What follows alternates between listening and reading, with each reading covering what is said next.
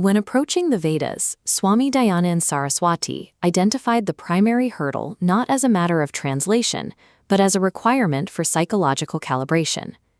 His Rigvedadi Bhashya Bhumika acts as a strict epistemological framework designed to stabilize the translator's mind before engaging with the text.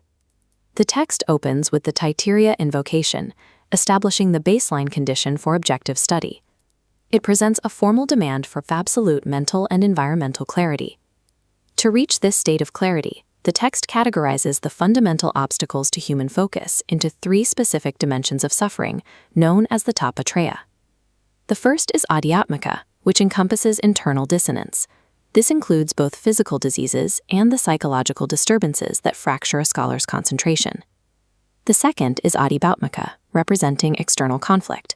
This accounts for the suffering and disruption inflicted by other living entities within the environment. The third is Adi-daivika, covering macro-level disruptions.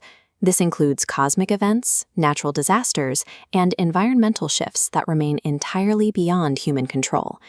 Dayananda positions the systematic neutralization of these 3 miseries as a mandatory psychological prerequisite. In this framework, accessing objective truth is only possible once the mind has been insulated from the variables of pain and distraction. With the cognitive baseline established, the text shifts to 8 original Sanskrit shlokas, where Dayananda outlines his core methodological axioms. The first shloka invokes a beginless, infinite Brahman, asserting that Vedic knowledge is an eternal constant of the universe, rather than a historical artifact. This timeline graphic illustrates how Dayananda anchors these eternal concepts in a precise historical moment. Shloka 2 provides an exact timestamp for the work, a Sunday in the year Vikram Samvat 1933. The third shloka identifies the author as Swami Dayananda Saraswati. He explicitly attributes the execution of this massive commentary to divine support. In the fourth shloka, the motive is clarified as utilitarian. The manuscript's purpose is to secure the welfare of humanity through the establishment of objective truth. By grounding infinite cosmic knowledge within a highly specific calendar date, the author anchors the abstract work in reality and establishes his authority as an exegete. The fifth shloka outlines the author's bilingual methodology, a key component of his structural approach to the text.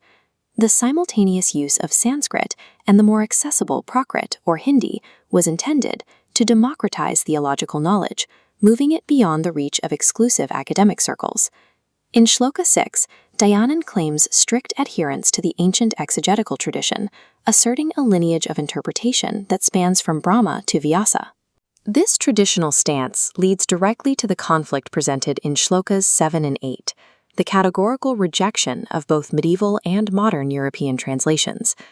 Dayananda uses the term Veda Dushika, or corruptors of the Veda, to describe these commentators, arguing that their errors have polluted the original meaning. He states his primary objective is to dismantle these flawed interpretations and restore the Sanatana, or eternal, meaning of the verses.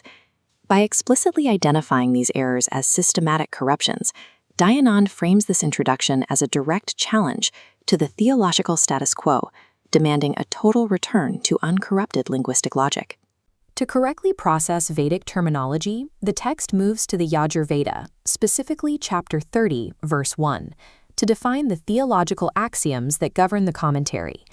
The commentary defines the term Savitar as the omniscient creator, the source that generates and illuminates all physical universes. From this macro scale, the text defines human welfare, or Bhadram, as a dual concept requiring 2 distinct categories. The first is Abhyudaya, covering material prosperity, including the stability of the kingdom, the health of the family, and the accumulation of wealth. The second is Nishrayasa, representing spiritual liberation, or moksha. Dayananda argues that a translator must grasp both the material and spiritual definitions of welfare to avoid reducing the Vedas to either purely worldly instructions or abstract mysticism. In Atharvaveda 10.8.1, the text maps the physical universe to a conceptual anatomy of the divine to explain omnipresence. In this model, the earth, or bhumi, corresponds to the feet of the cosmic entity. The intermediate space between the earth and the sun, the antariksha, is mapped to the abdomen. The heavens and luminary bodies, Dyaus and Surya, are mapped to the head and the eyes.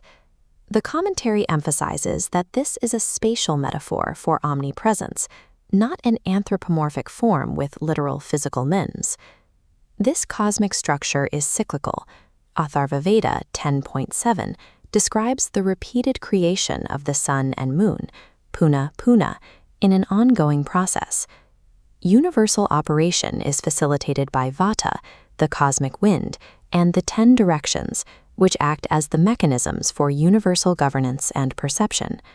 Mastering this non-anthropomorphic, cyclical cosmic architecture allows an exegete to avoid the errors of idolatry and literalism during translation. The final mantras shift focus from the physics of the macrocosm to the microcosmic calibration of the scholar's own mind. Yajurveda 36.13 establishes a strict dichotomy regarding the acceptance or rejection of divine discipline.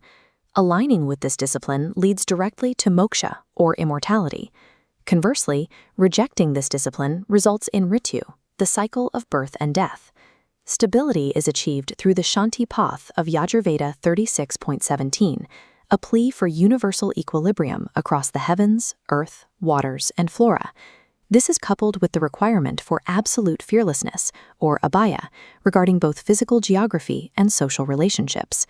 Without achieving this total psychological and environmental stability, the text argues that objective exegetical work cannot be sustained. The culmination of this mental preparation is found in the Shiva Sankalpa mantra of Yajurveda 34.5. The text uses the structure of a chariot wheel as a metaphor for the human mind. The central hub, the nabhi, represents the unmoving core of perception. The spokes, or ara, represent the integration and structural integrity of knowledge.